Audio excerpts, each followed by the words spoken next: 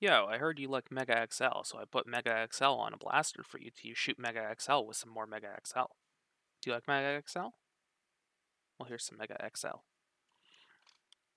Boom, there you go. See those? That's where the MegaXL goes. How many times can I say MegaXL in the intro to a video about MegaXL blaster? Well, not everyone likes MegaXL. Despite it being very, cool ammunition right now, some people don't like it. So, how about some elite or half darts? How about those? Do you like those? Or what about some 3 mega dart shotgun? Pretty cool. So, this is a blaster I am currently calling the Thumper because it will thump you with a nice big Mega XL dart or with a moving wall of foam from the other 2 barrel types. It feeds from harmonica clips and it primes with a top slide. And this is a blaster design that I haven't seen other people really explore, at least not recently. A top primed harmonica clip blaster is generally something that you would see from Busby a bunch of years ago, not from community designers. Harmonica clips are extremely uncommon in community designed blasters. I don't think that I've seen any harmonica clip homemades. Top prime is more common than harmonica clips, but not very common. Off the top of my head, there's the Legacy by Armidas. I guess the Prophecy from Worker, if you count that as a community design, but it's not really. It's more like a third-party community targeted design. That's all that I can think of off the top of my head. Yeah. Top prime blasters are not very common, and especially top prime harmonica blasters are not common. So, way that this works, you got some fancy looking zigzags on your harmonica clip. This right here, this blue teal looking bit, is an arm that moves. The way that this works is when the arm is moving backwards, it runs in this track in the harmonica clip, which pulls it down, as well as gravity, but the way that I've done this is it doesn't need gravity to function, it will just function more reliably if you're holding it vertically with gravity, not having to fight against the mechanism. Anyway, the thing slides back here, travels up here, and goes back into this portion, and then when you're pushing forwards on the slide, it goes into that bit, travels up there, and into that bit. But it's not the arm moving, it's the clip moving. So we'll go chunk down like that when you prime it back, and then chunk up like that when you push it back forwards. Now, the priming distance on this is longer than the cam arm needs. Let me collapse that real quick. So the priming distance on this is like that. And you might see some things that you recognize in this design. I'll cover that in a second.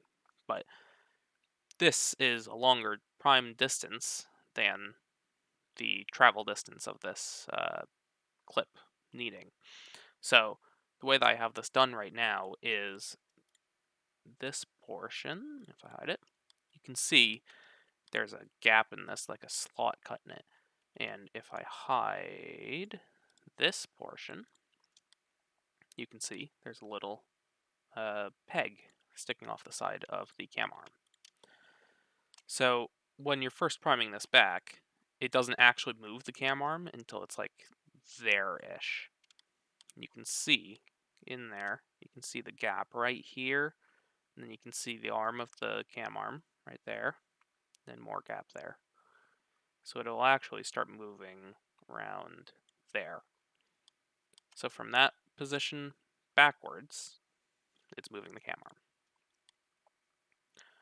arm. The cam arm is held in place by this front section, which also holds the clip in place.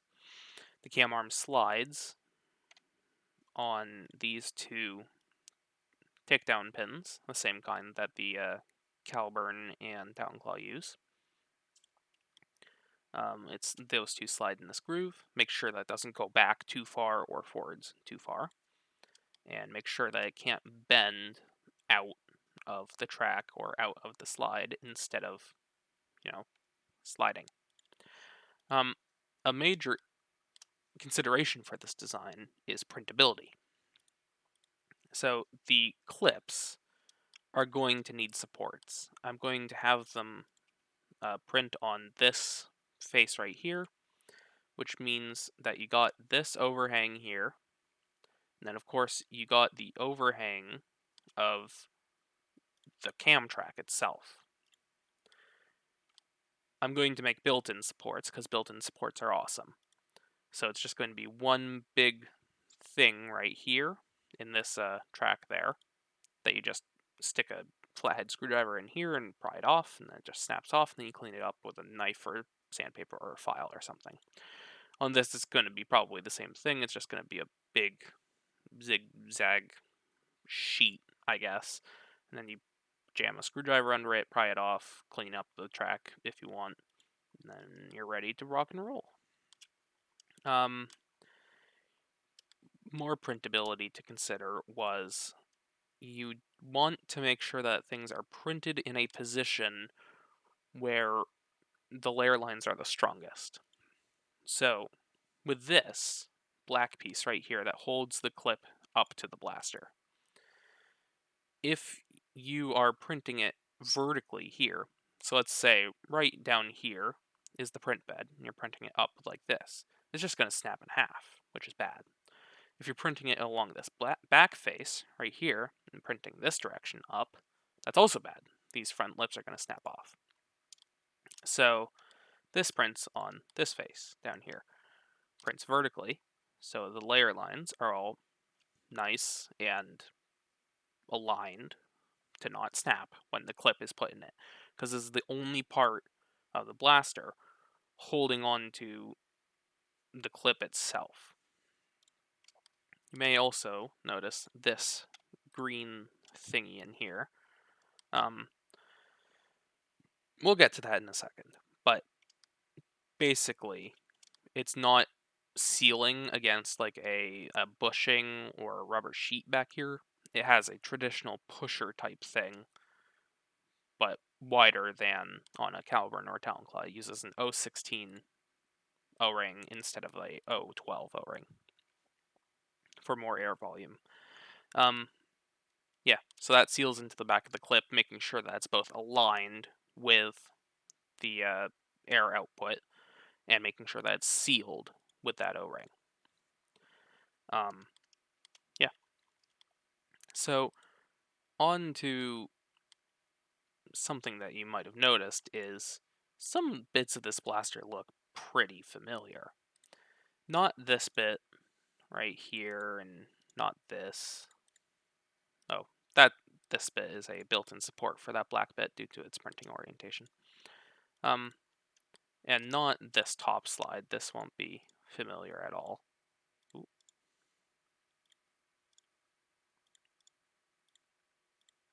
Oh god, I'm very good at using Fusion.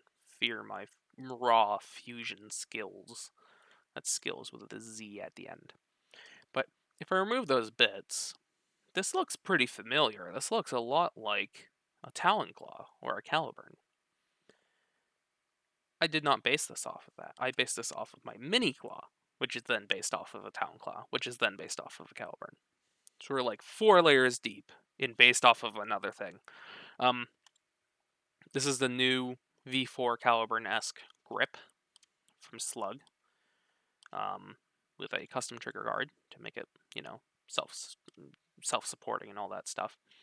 It uses a standard new style trigger, and it uses an old Talon Claw sear because I like having a spring in here as opposed to an elastic. I just don't like elastics in trigger systems. They're finicky, or more finicky than putting a spring in it, in my opinion. But yeah, there's been edits made to this, obviously, to fit with the rest of the blaster, but that's that so far. This front section is basically the front cap from a U Talon Claw with some holes drilled in it, with some holes put on it to attach that front clip support. The hole has been made wider in the front cap to fit this wider pusher type thing. The stock uses the new Talon Claw V4 or Caliburn V4 Talon Claw length priming bars. I don't know. It's hard to say because there's been a V4 Talon Claw made not by Slug, by the V4 Talon Claw was a design made by the original designer of the Talon Claw, which wasn't Slug. So now that Slug has a V4 Caliburn, he's also making a Talon Claw based off of that V4 Caliburn, but it can't be the V4 Talon Claw because there's already a V4 Talon Claw and it's confusing and it's weird. We'll see what he does about that, but this uses the new priming bars from that. For the stock. This stock is based off of a Talon Claw U stock. Basically, the only bit left of that is the spacing of the back stripes. What are those called? Striations? I don't know. The grippy bits. If we move on from that, you might notice these U channels are not metal. These are my printable U channels I also used in the mini claw, which I have a prior video about the printed U channels, and they are perfectly strong for this application. With the forces being put on this blaster in this position, this is fine. If I had used printed U channels for the stock, that would have been a problem. But I'm not, so there's no problems here. Basically, these are printed on this face vertically this direction, which gives them enough strength when being bent or twisted or whatever to work just as well as metal U channels, while also being lighter and easier to get quickly, or at all if you're not at a place where you can easily get the metal U channels. It also means that I can have custom hole spacing here without having to make a whole new standard of U channel or trying to fit with an existing hole spacing, like for the Piranha or Indra or Talon Claw or whatever. Having them being printed makes that a lot easier. And they're split in half. There's a little bracket under here, like that. Screws go in there, holds them together, and then screws go through there to hold onto these bits, and it's pretty cool.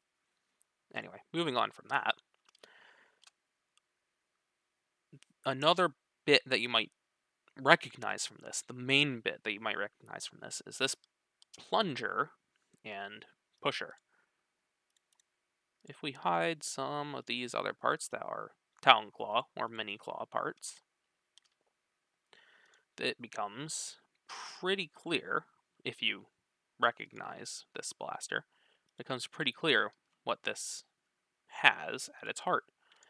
It has a skewer at its heart, because the skewer is pretty awesome. The skewer is a design by Caramel Designs or Taffy. It basically uses a split plunger like that. So these two are different parts. And there's an O-ring in there, in the middle, and it seals along the inside of a metal rod. That allows you to have a back prime, but still be mag-fed, because you can still have a ram base at the front that pushes a dart from the magazine into the front of the barrel and then fires. That's what the standard skewer does. With this, I have used that with two main purposes. The first one being, it's much easier to design a top slide pulling the plunger or whatever from the back of the plunger tube, as opposed to having to do it some way through the front of the plunger tube or moving the plunger tube. Much easier to do it this way. Another main reason is, if I had the top slide trying to do it through the front of the plunger tube, through the front of the plunger tube, well then how would the harmonica clip fit in there? Because the clip is like right there, and having to like put bars around the clip and make the clip thin enough or have like slices in it to make it fit, huge headache, not worth it. Just use a skewer piece. It's awesome, it's cool. The design, he doesn't mind if I bastardize his design to make my cool funky things. So there you go. The plunger is the same as a normal skewer, as is the aluminum rod cover and the rod itself. This is Talon Claw length threaded rod. This is a Talon Claw length threaded rod cover. So standard hardware. If there's a shop that is selling Talon Claw hardware, you can probably get the hardware for this blaster via custom order from them, because they won't have to custom cut anything. They'll have the stuff on hand. They'll just grab bits and stick it in a bag and send it to you, which is pretty cool. Yeah, that's about it. Not much else. It's a pretty cool blaster. Yeah, that's about it. Oh, there's a two last little things.